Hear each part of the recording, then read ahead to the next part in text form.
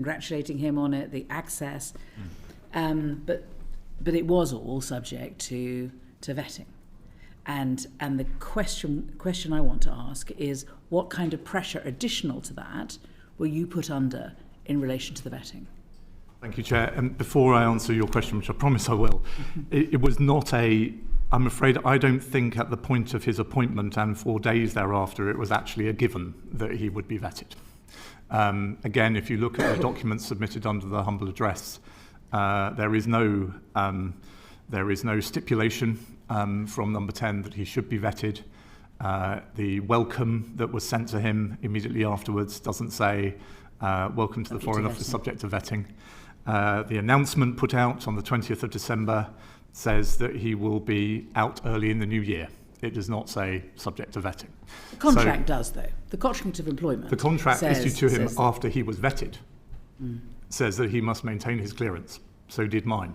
Okay. That is an absolutely standard stipulation. But nothing about his appointment actually, as far as I've seen in writing, stipulates it. There was then a debate between Cabinet Office, FCDO, about how to make sure that he is sent out to post with the appropriate clearance. And that took several days. And a position taken from the Cabinet Office was that there was no need to vet Mandelson. He was a member of the House of Lords. He was a Privy Councillor. The risks that attending his appointment were well known and had been made clear to the Prime Minister before appointment. Now, in the end, the FCDO insisted and put its foot down. I understand my predecessor had to be very firm in person. But that was a live debate at the point of announcement, and I think it's important to make that clear to the committee. And that, again, should be minuted. Those discussions should have been minuted, and it should be they should be part of the humble address disclosure. Well, given your absolutely understandable focus on scrupulous accuracy, that's before my time, but I'm sure there will be papers. Yeah. And who was the debate between? Who in the Cabinet Office? Do you know? I don't know for sure. The briefing I had on arrival was that there had been a position taken from the Cabinet Office that, as I say, some of Mandelson's status meant that vetting might be unnecessary, and that had been a discussion for several days after the press notice. It had been resolved before Christmas and resolved in the FCDO's favour.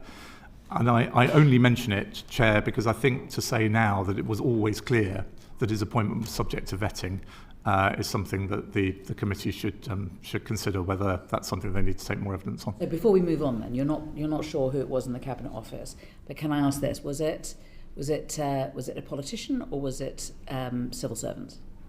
I don't know. I was not in post at the time.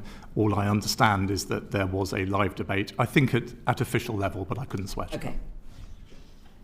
So, additional to that, was there other pressure put on you or put on the Foreign Office? I think throughout January, honestly, my office, the Foreign Secretary's office, were under constant pressure. There was an atmosphere of constant chasing. When will this? Daily phone calls. I couldn't say for certain daily, but I mean certainly very frequent, from private office to private office. Has this been delivered yet? Never any interest, as far as I recall, in whether, but only an interest in when. So when you say private office to private office, you're saying private office of No.10? Yes, I am. And who are we talking about there then? Are we talking about Elsa Tarry? I'm not going to say, Chair. I may no longer be a civil servant, but I didn't come here today to scapegoat other civil servants. I came here to make sure the committee understood the circumstances. No, I understand that, but I also want to know who the source of this is. And I want to be able to get as much evidence as possible to be able to identify who the source of the pressure was. I mean, from what you know, let's see if I can ask you this way. From what you know, what was the source of the pressure? Well, I've said I think that the vector I was most conscious of was from No.10 private office. And the No.10 private office is not sort of is a means by which others ensure that things happen. So behind the No.10 private office, who are we talking about putting pressure on the Foreign Office via the private office? Thank you for asking it that way, Chair, because that's the reason I do not want to name other officials in No.10. I think that the private office would only have been feeling this pressure themselves if they were under pressure. Yes. Did you answer the question? I don't know. So we do know that Morgan McSweeney was a protégé of Peter Mandelson's, and we know that he was very keen on Peter Mandelson getting the job, and we know that he resigned, saying that it was all his fault, and that he had advised the Prime Minister to appoint Peter Mandelson, and took it on the chin, took the blame. So, was it him? I'm afraid when I said I don't know, I meant it. I don't know. Right. I've told the committee what I do know, which is that the Foreign Office was being chased very frequently, and I don't hold the private secretaries responsible for that. And was there any direct communication between anyone in No.10 and you? No. So there was no one ringing you on your mobile phone, or WhatsApping you, or sending you any messages? No. And your phone is presumably something which has been handed in as part of the humble address and will be able to be investigated? Certainly will. I'm just told that once someone has finished being a civil servant, that their phones are wiped and that they're reused. So could you just give us an undertaking to make sure that doesn't happen? My phone for the relevant period was downloaded before I left government. Very good. Very good. Okay. So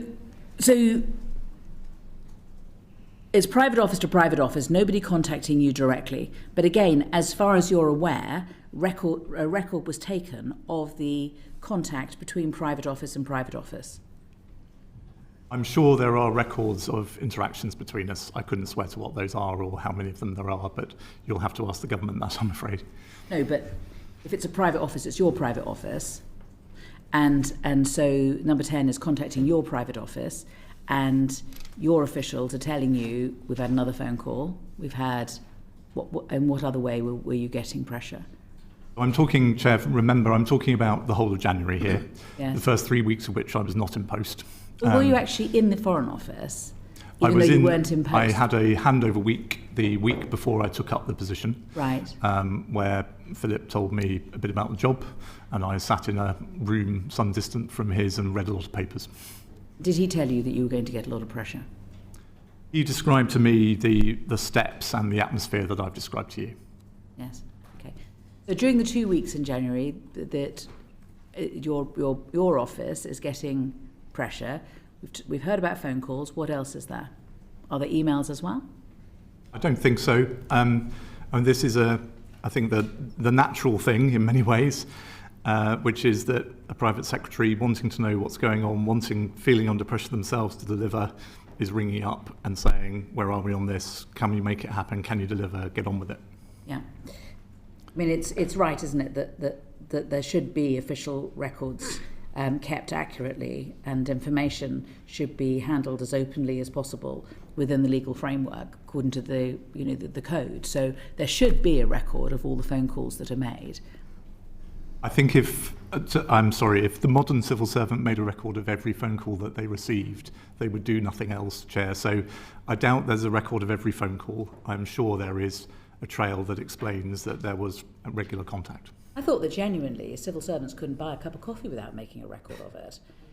I don't seem to be able to buy a coffee without someone following me down the road, Chair. So yeah, it'll pass.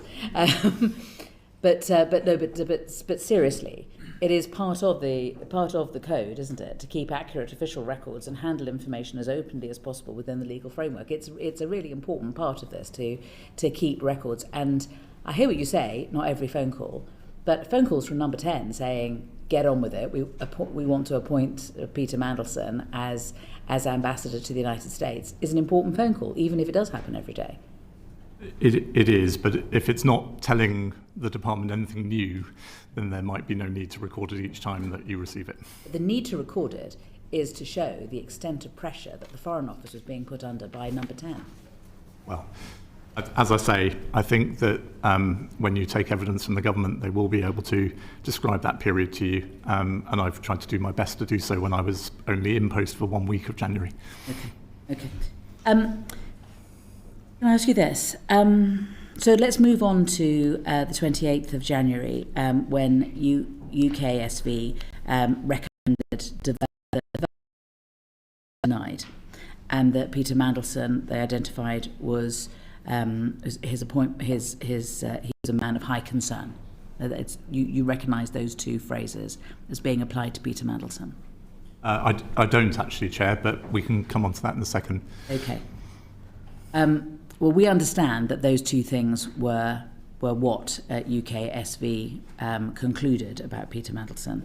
Now, any questions I ask you about this now are not to be interpreted as questions about what is the content of that vetting. Right? I don't want to hear about what was in it. I want to know what happened as a result. But what I want to ask you is, you had a meeting with the Director of Security, Ian Collard, and I understand that you're saying that he presented you with the findings. You didn't actually read them yourself. That's correct, Chair. Perhaps I could describe this meeting to you if that would help. And again, is there a note of it? There is a note of the decision. The meeting itself, of course, involved the team describing to me some of the issues and the way in which they proposed to manage them. It wouldn't have been appropriate to record that in detail. The decision of what we agreed we would do and the ways in which we would manage it is recorded and is available in the Foreign Office. And that record is part of, if I can call it, a DV bundle. So there's the UKSV paperwork, and then there's paperwork from the Foreign Office, and so those two, there's a part 1 and part 2, and so it's part of that bundle, but it isn't, the record that you're talking about is not a freestanding document. I think I know what you're driving at, but may I describe this in my own words, Chair? There has been a good deal of misunderstanding about this process, if I may say so. For the Foreign Office and for several other departments, UKSV does not fail a candidate. Nor does the department, no, I know, and apologies, Chair, but others have. And nor does the Foreign Office overrule UKSV. The relationship between the two is set out in guidance and has been set out to this committee and in Parliament. And so the outcome of the vetting process is what is decided by the Foreign Office on the basis of the UKSV findings and our own assessment of the risk and whether we can manage them. And so what the meeting I had with the Director on the 29th of January, it was an oral briefing. No documents were presented to me, nor did I particularly expect them to be. I have never seen a UKSV document.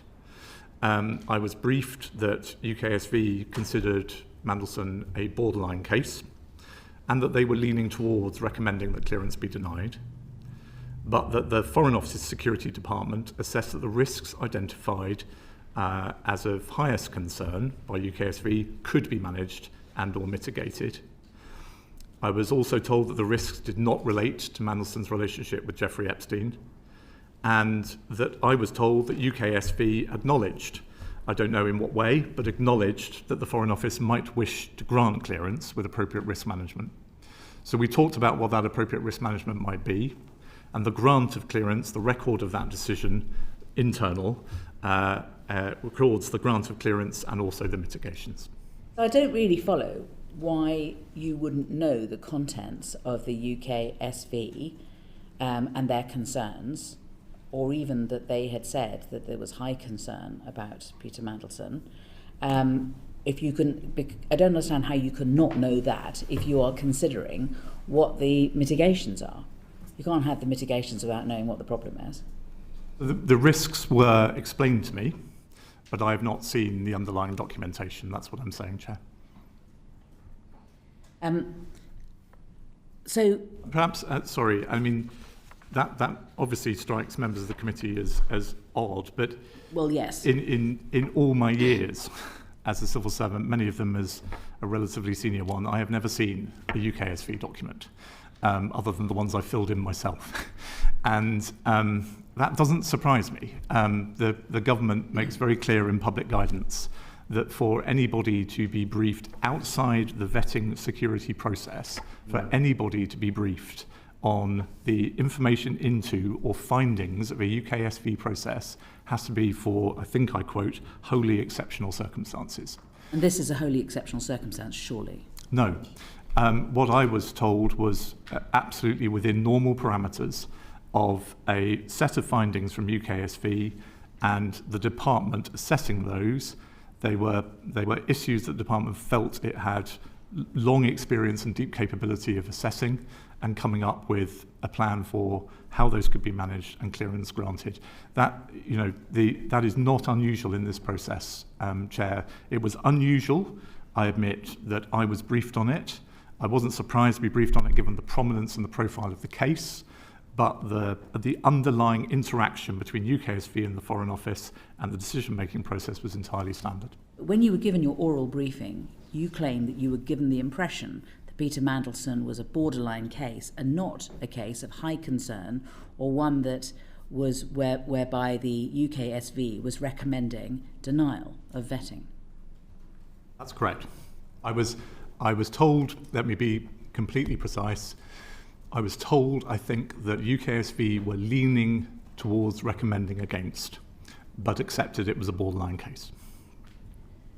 Okay. And I think it's important to say this, when we're dealing with documents and releases of documents, inevitably things look quite black and white.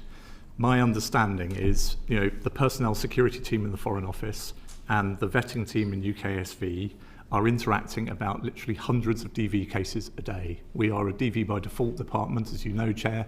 That means we have thousands of people who hold DV in the Foreign Office, many of whom are renewing their DV, new people arriving requiring DV. We are one of the biggest customers for DV services. And I hear you, I understand this, but this really was exceptional. I mean, there isn't any other DV case where you were getting daily phone calls from No.10. I mean, this was different. You were being put under pressure. And I just find it, if you don't mind me saying, remarkable that you got completely a different view of what UKSV were saying about this than that which I understand is written down. Well, I respectfully, I disagree, Chair. The department's security team are extremely professional, experienced people. They have a live dialogue with UKSV. The risks that were identified were ones that they felt they understood well and could manage. Okay. Was there anything in the DV that was not already in the public realm? Was there anything that had been identified that we didn't already know, all of us? As I wrote to you this morning, Chair, and I'm sorry if this begins to come back to your opening remarks, but I may no longer be an official, but I don't think I can open that box. This system absolutely depends on candidates for vetting knowing that the government will completely respect the confidences that they share. Yeah, no. So don't tell me. Okay. So if there was anything that wasn't already in the public realm, just tell me that there was something that wasn't already in the public realm. Don't tell me what it was. Just tell me, oh, yeah, there was something else, but sorry, can't tell you. I'm afraid I'm not prepared to do that, Chair. What that leads to is, of course, then an absolute storm of questions as to what that issue was. I'm not going to ask you a storm of questions. That's going to be my last question. I'm going to move on to my last question after this. I'm sorry, Chair. I trust you. I'm not sure that the whole of the rest of the world will hold off from wanting to know. Okay, all right. And where is the note of these meetings? The decision that was reached in the meeting was recorded the following day. And your thought process and the reasons that you decided what you did, you didn't make a separate note of? No. So it's all on the DV documents? It's the outcome of the consideration by the Foreign Office is recorded in the decision that was issued the following day. And apart from your meeting with Ian Collard, did you have a meeting with anyone else about before you made the decision that you came to about giving Peter Mandelson clearance subject to mitigations? No. So it was just that meeting with Ian Collard, no other meeting? Correct. And the decision was made there and then? The decision is always formally made by the personnel security team. This is a bit of jargon, although it's also plain English. They are the decision maker for the Foreign Office. And so the minute recording the Foreign Office's decision says ESND have decided to grant clearance. And was there anybody else in that meeting apart from you and him? I think at least one member of Ian's team was there, but I couldn't swear to it. And would their job be to take a minute of the discussion? I hope not, Chair, because the issues we discussed should not have been recorded at the tier of classification that would be available. Even if it was then put into the DV documents? They will have recorded the decision back in the secure system we use with UKSV. And did you tell anybody once you'd made that decision? Did I tell anybody that Peter Mandelson had been granted DV clearance? Yeah.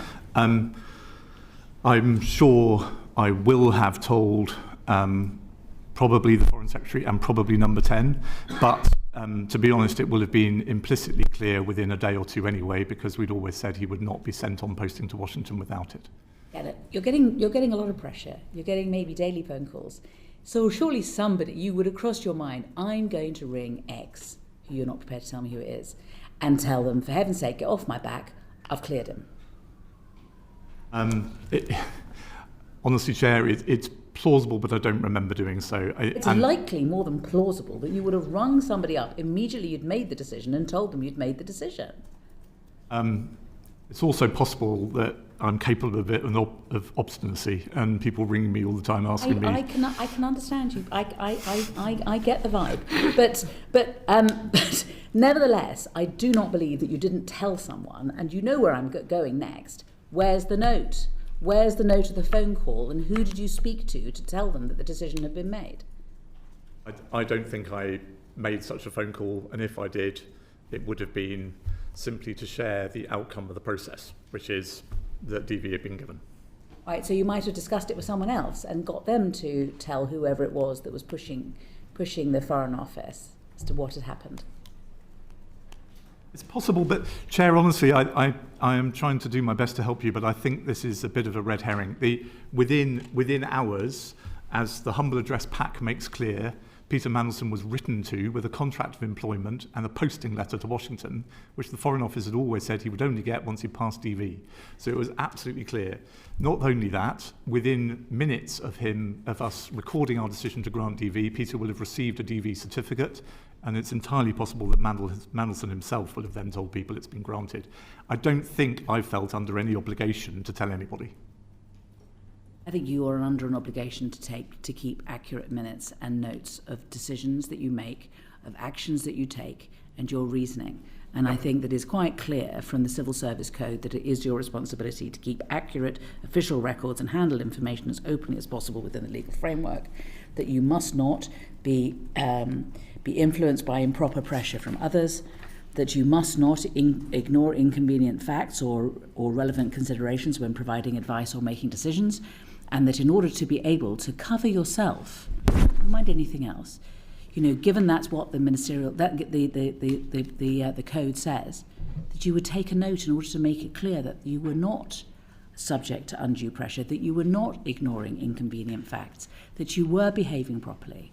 But it doesn't look like there has been any notes about any of this.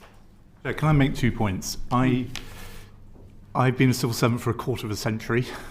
I could recite the code to you, and I believe it, along with probably the Book of Common Prayer, it's one of the two things I kind of can hold in my memory, and I've abided by it. And you will find, when the records are finally opened, you will find record of the decision. It is clear. What I am saying to you is that whilst there was an atmosphere of pressure, the department rigorously followed the process. And we did so, frankly, as I understand it, despite some in government believing it was not a process we ever needed to follow. And I just ask you to reflect for a second. I don't think, my life might have been considerably easier over the last 2 or 3 days if I'd wanted to come to this committee and said I was put under such pressure I just agreed to it. But that wouldn't be true. I was given a set of serious reflections on the risks raised by a bunch of professionals who had come across these risks before and thought the Foreign Office could manage them well. And at least the way I was briefed, that was a position that was implicitly understood by UKSV. We then recorded that decision and we put in place the mitigations, and clearance was granted. Because again, the code does say that if you believe that you're being required to act in a way that conflicts with this code, you should speak to your line manager, which leads me to this. Your line manager would be Chris Wormold, presumably. But is it right that you say that you never told him? You never told him about any of the difficulties that you were facing, any of the pressure you were facing. In fact, you didn't even tell him that UKSV had said that Peter Mandelson was a person of high concern and that developed vetting be denied. As I say, whilst I think the department felt under pressure, we were proud of the fact we'd not bowed to that pressure. Therefore, I didn't have a complaint to make to Chris because I was confident that we were handling it well. I should say on a lighter note, Chair, I think by the time clearance was granted, I'd not yet had my introductory meeting with the Cabinet Secretary, so these were very early days. Yeah. And it wouldn't be part of your meeting with him to say, oh, well, we had a few wrinkles, but it doesn't matter, it was sorted out. Or, UKSV were pushing in one direction, but the Foreign Office have, through putting conditions on Peter Mandelson, covered that. Or you wouldn't have been tempted to say that to Chris Wormold, you wouldn't have been tempted to say that to Morgan McSweeney, you wouldn't have been tempted to say that to anyone. Absolutely not, Chair, because my understanding of custom, practice and guidance is that the decision-making within the box of the vetting process must remain entirely confidential. But if you've put it in any of the ways I've suggested, you would not have been disclosing any of the content of that DV. You would just have been disclosing the fact that it had been passed, but that there had been difficulties. And surely that does not disclose anything of substance. That's all process. But I think it would have been, Chair, me just trying to shift responsibility onto others. It's absolutely clear the permanent Undersecretary is responsible for the security of the department. You know well from the work of this committee, the Foreign Office is the most attacked government department, as attacked as the rest of government put together. That was a heavy responsibility for my tenure as permanent Undersecretary. If I started sharing that burden with others and saying, this was a bit of a tricky one, but I think we can manage. What I'm doing is I'm offloading that responsibility. The responsibility ultimately was on me, and I carried it out rigorously and to the best of my ability. If you widened the circle, or if you made notes, or if there had been more paperwork, then wouldn't those have been disclosable under the Freedom of Information Act? And isn't the only reason that we even know that the UKSV had said that developed vetting should be denied is because of the humble address? Otherwise, we would never have known. And there would never have been any paperwork, and there would never have been an audit trail, and there would never have been a trail of decision-making. We would never have known.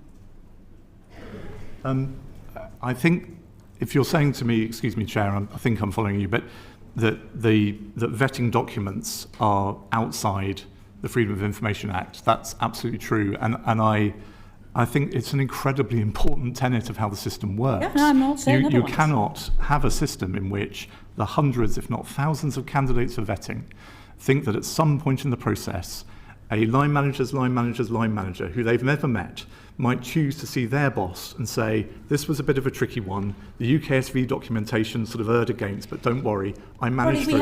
I think that would be a breach of trust. That's not, we support you completely on this. That's not a problem. The problem is the process. The problem is that if there had been more paperwork, if you had discussed it with anyone, then it might have come out that there had at least been, to put it as mildly as possible, a wrinkle.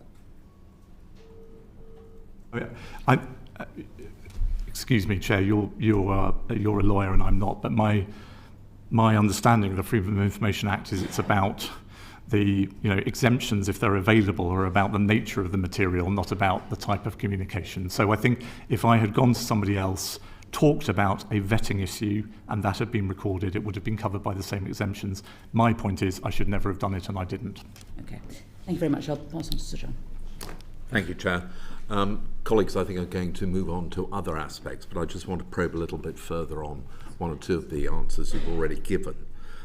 You've described to us the situation when you arrived in post, the extent to which various steps had already been appointed, due diligence, the approval of the King, the obtaining of agreement.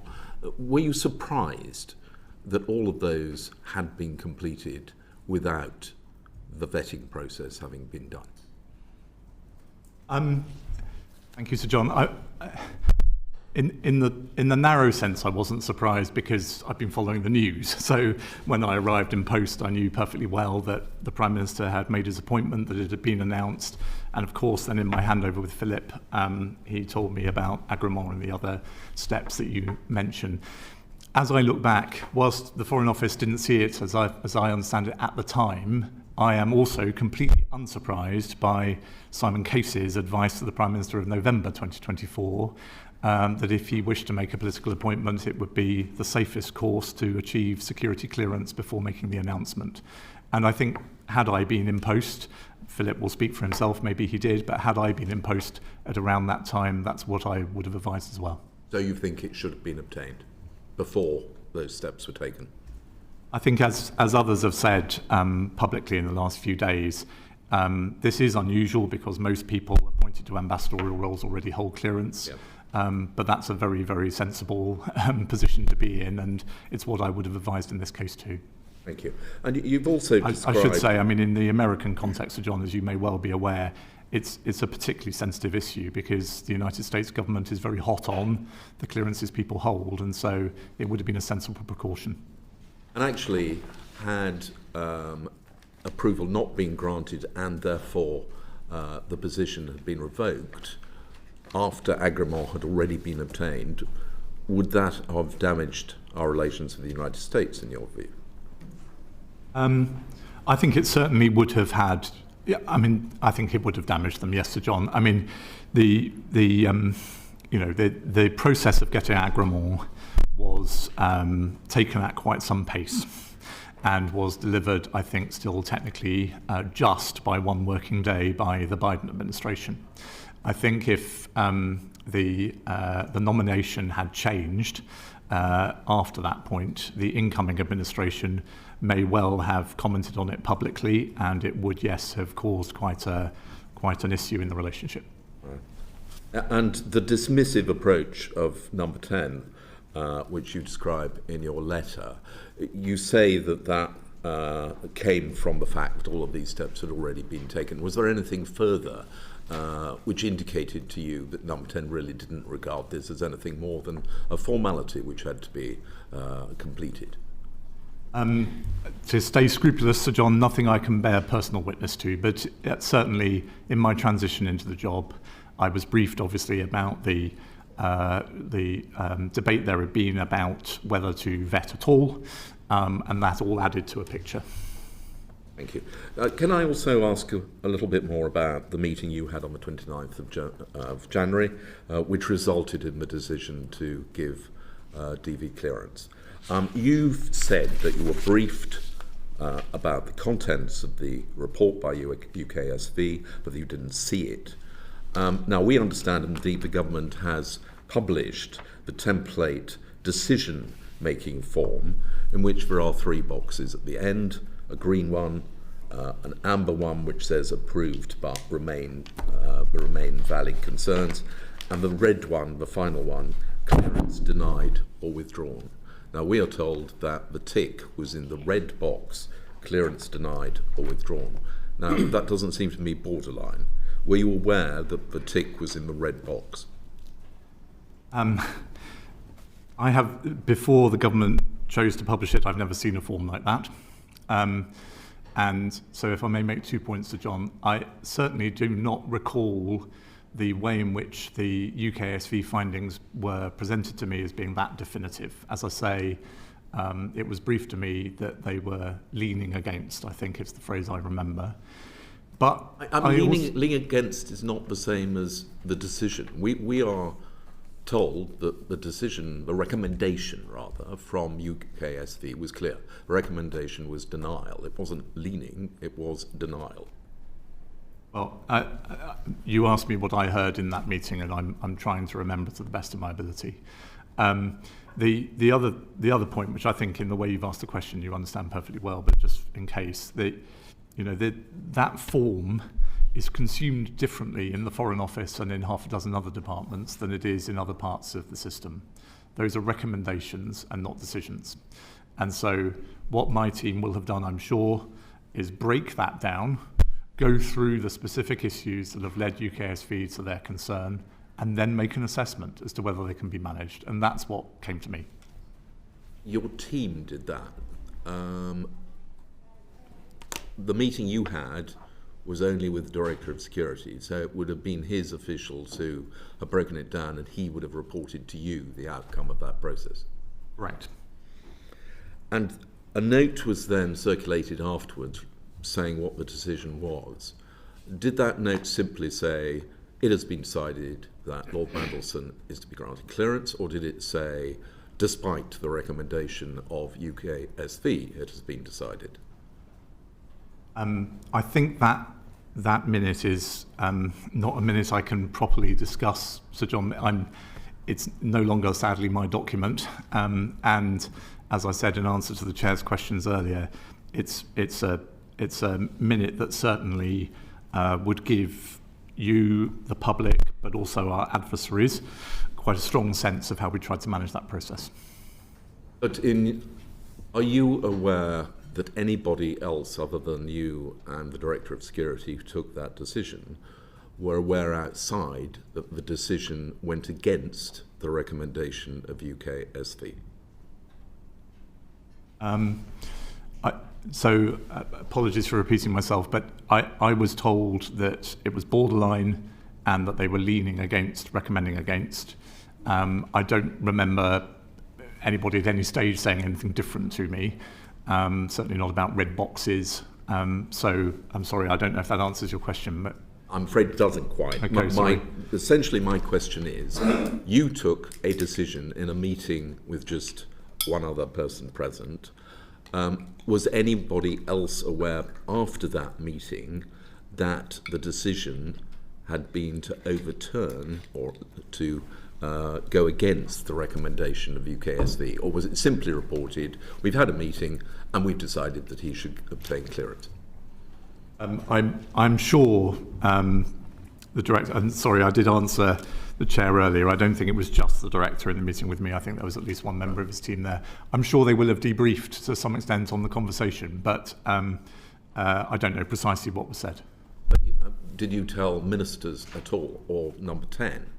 You told them the outcome of your decision, the outcome of the meeting, but did you tell them about the recommendation made by UKSD? No, and months later, when in the immediate aftermath of Mandelson's sacking, we were obviously thinking internally about how to respond to legitimate questions this committee and others had about that process. And my recollection is, in a way, I wasn't surprised by the direction from No.10 was, we must make clear that these decisions were taken entirely independently of ministers and that they were not consulted other than to be told the outcome.